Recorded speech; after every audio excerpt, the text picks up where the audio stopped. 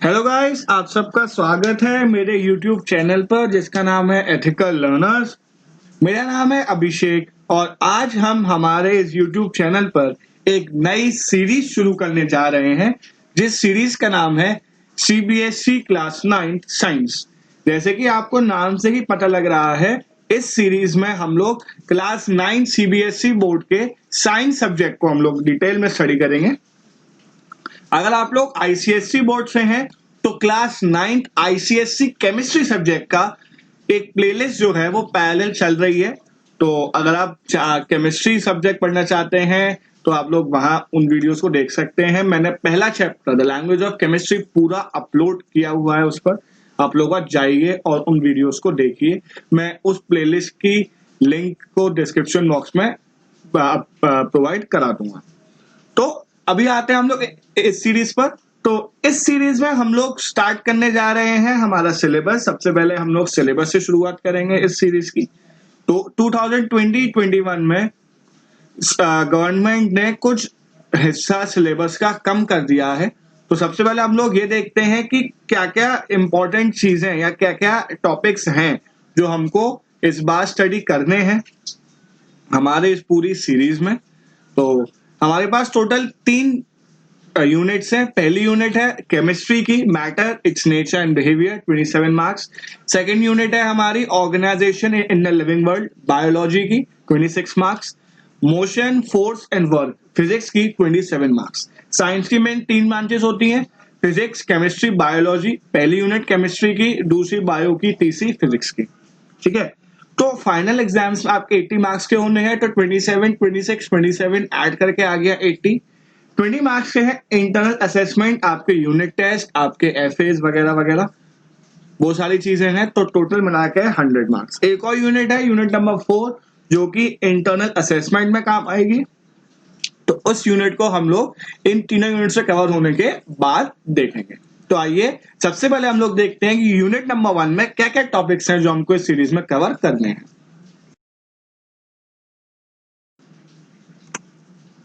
Unit number 1 का revise syllabus, matter its nature and behaviour.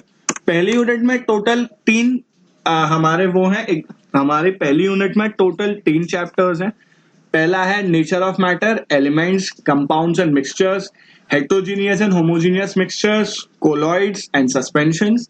Second है हमारा particle nature and their basic units. उसमें हम लोग पढ़ेंगे एटम्स एंड मॉलिक्यूल्स के बारे में, कुछ लॉस पढ़ेंगे एटम्स मॉलिक्यूल्स के, एटॉमिक और मॉलिक्यूलर मास के बारे में पढ़ेंगे और मोल कंसेप्ट को समझेंगे। तीसरी यूनिट है हमारी atomic structure, electrons, protons, neutrons, valency, chemical formula, कुछ कंपाउंड्स के कैसे बनते हैं फॉर्मूला, वो कंपाउंड्स के किस बेसिस पर उनकी नेमिंग होती है, वो सब चीजें पढ़ेंगे। आइसोटोप्स पढ़ेंगे और आइसोबार्स पढ़ेंगे। अब आगे फर्दर सेकेंड यूनिट के सिलेबस को देखने से पहले मैं एक छोटी सी बात करना चाहूंगा। सीबीएसई बोर्ड के काफी सारे स्टूडेंट्स को मैंने देखा है कि वो लोग एनसीईआरटी बुक को छोड़कर दूसरी बुक्स को प्रेफर ज्यादा करते हैं। अलग अलग ऑथर्स की बुक होती हैं, ठीक है। जैसे सिर्फ मैं साइंस की बात कर रहा हूं, मैं किसी और सब्जेक्ट जैसे मैथ्स और इंग्लिश की बात नहीं कर रहा, मैं सिर्फ साइंस की बात कर रहा हूं यहाँ पर। आपको अगर कोई और बुक यूज करनी है, रेफरेंस बुक करनी है तो कीजिए, लेकिन सबसे पहले एनसीईआरटी की थ्योरी, एनसीईआरटी के एग्जाम्पल्स और एनसीईआरटी के क्वेश्चंस को सॉल्व कर लेने के बाद, क्योंकि अगर आप देखें जेई मेंस और जेई एडवांस इंजीनियरिंग कॉलेजेस के एडमिशन के लिए इंडिया का सबसे बड़ा एग्जाम होता है, ठीक है ना। तो उन एग्जाम्स में भी एनसीईआरटी के क्वेश्चंस आए हैं और आज सेम टू सेम क्वेश्चंस आ जाते हैं। काफी बार ऐसा हुआ है कि एग्जाम्पल ही आ गया कोई एनसीईआरटी का। तो एनसीईआरटी बुक की आप इंपॉर्टेंस समझिए। प्लस एनसीईआरटी बुक जो है पूरे इंडिया में हर स्कूल में वैलिड है, कुछ बुक्स हर जगह वैलिड नहीं होती।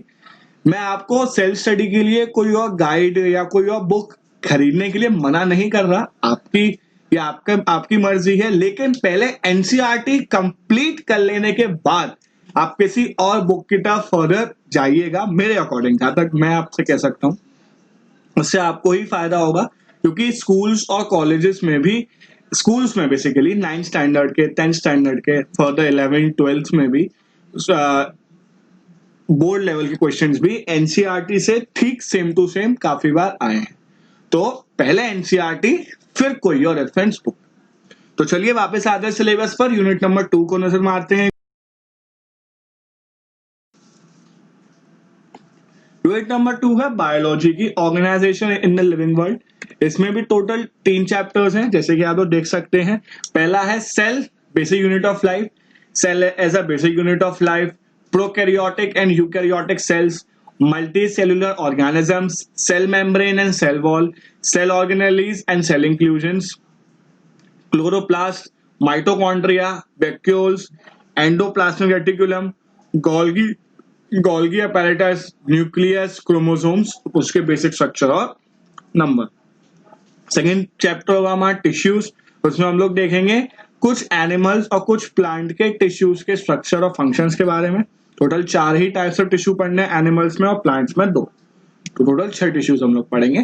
थर्ड है हमारा हेल्थ एंड डिजीज के बारे में पढ़ेंगे, health and its failure, infectious and non infectious diseases, their causes and manifestation, diseases caused by microbes, that is virus, bacteria and protozoans, and their prevention, principles of treatment and prevention, and pulse polio programs। तो ये था हमारा biology section पूरा। इसमें हम लोग इसमें चीजें पढ़ेंगे, ठीक है। आइए थर्ड यूनिट की तरफ नजर मारते हैं, फिजिक्स सेक्शन में।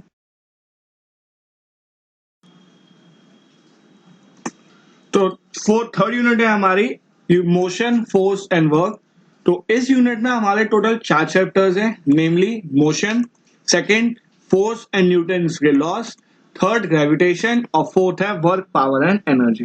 टोटल 4 चैप्टर्स हैं। इसमें हम लोग मोशन चैप्टर में हम लोग डिस्टेंस, डिस्प्लेसमेंट, वेलोसिटी, एक्सेलरेशन, इन सब के बारे में पढ़ेंगे, ठीक है। इक्वेशन ऑफ मोशन की जो डेरिवेशंस हैं उनको स्टडी करेंगे, उनके डेरिवेशंस को देखेंगे।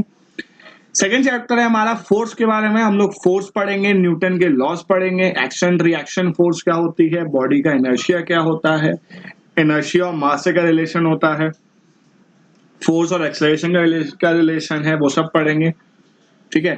थर्ड चैप्टर है हमारा ग्रेविटेशन के बारे में बात है, ग्रेविटेशन क्या होती है, क्यों बॉडीज, हेवनली बॉडीज ऐसे मूव करती हैं, कौन सी फोर्स अट्रैक्ट करती है, वो सब चीजें देखेंगे, ठीक है। कौन कौन सी फोर्सेस लगती हैं बॉडी पर वो देखेंगे, एक्सेलरेशन ड्यू टू ग्रेविटी क्या होता है, free fall, mass and weight के बारे में हम लोग पढ़ेंगे। और लास्ट चैप्टर होगा हमारा वर्क, पावर एंड एनर्जी। इसमें हम लोग वर्क के बारे में पढ़ेंगे, एनर्जी के बारे में पढ़ेंगे, पावर के बारे में पढ़ेंगे, काइनेटिक और पोटेंशियल एनर्जी के बारे में पढ़ेंगे और law of conservation of energy से के साथ इस यूनिट को खत्म करेंगे।